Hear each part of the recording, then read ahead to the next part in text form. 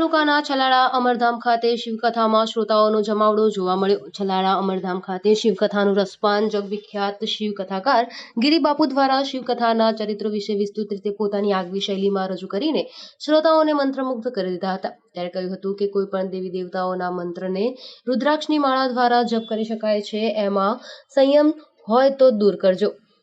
સમાજમાં ભ્રામક વાતો વહેતી કરવામાં આવી રહી છે કે શિવમંત્ર હોય તો જ રુદ્રાક્ષની માળાથી જપ કરી શકાય. આવી વાતોથી અળગા રહેવા સૂચન કર્યું હતું. વધુમાં કહ્યું હતું કે શિવ મહાપુરાણ ગ્રંથમાં કહેલી વાતો આપની સમક્ષ રજૂ કરું છું. કોઈ કાલ્પનિક વાર્તા નથી. આનો ઉલ્લેખ થયો મહાપુરાણ ગ્રંથમાં જોવા મળે છે.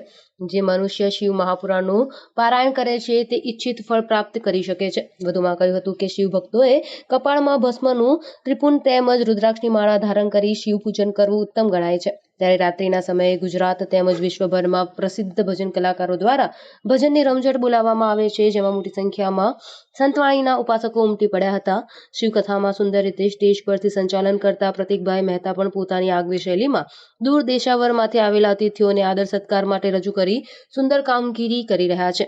આ પ્રસંગે પીપળીધામ મંદિરના મહંત સહિત અનેક નામી અનામી સંતો તથા ગતગંગા પરિવાર તથા મોટી સંખ્યામાં શ્રોતાઓ તેમજ ભજન પ્રેમી લોકો ઉપસ્થિત રહ્યા હતા. Bureau report Bharatsinh Parmar, Surendranagar.